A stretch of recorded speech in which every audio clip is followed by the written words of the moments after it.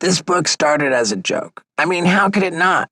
The very idea that I would be writing a book to impart my wisdom to others, that people would be coming to me, a recovering alcoholic drug addict who once willingly tried to cross a pit full of alligators on a tightrope while wearing a jockstrap, for advice about anything is clearly absurd.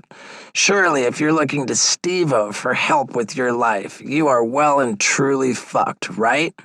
Well, maybe. Let me allow you behind the curtain for a second here. I wrote a book about 12 years ago. Maybe some of you read it. It chronicled my insane, near-suicidal descent into drugs, booze, and, well, near-suicidal insanity, and then my slow crawl back from the edge. When that book came out, I was freshly sober. The third Jackass movie had just been a #1 box office hit, and I had recently started to tour as a stand-up comedian. So, smooth sailing and happily ever after, right? Not exactly. For starters, I was only 36 years old when that book came out. For a long time, I had thought there was no way I'd live to even be that old. The way I had been going, I don't think many people would have bet on it. Even putting aside all the booze and drugs, I'd spent most of my teenage and adult years doing incredibly foolish, often quite dangerous stunts, and occasionally getting paid for it.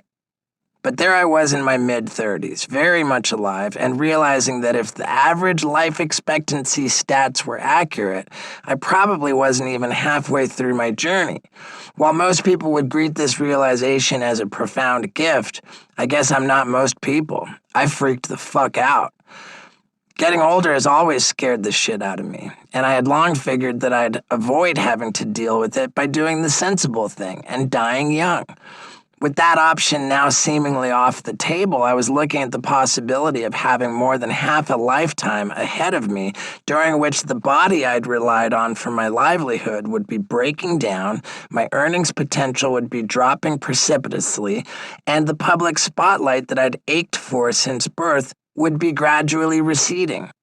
Being an old attention whore is not a good look.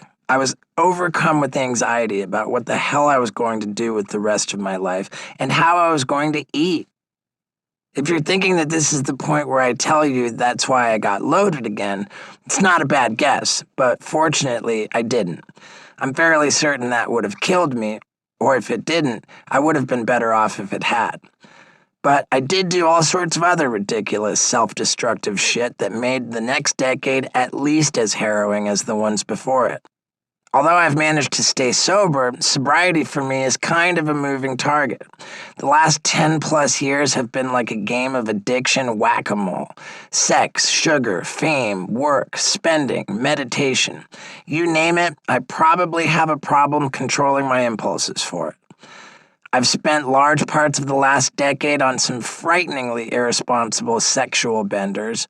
I've been a maniacally strict vegan who won't shut up about his healthy, ethical food choices, and the kind of guy who can polish off an entire bag of fun-sized Butterfingers in one sitting.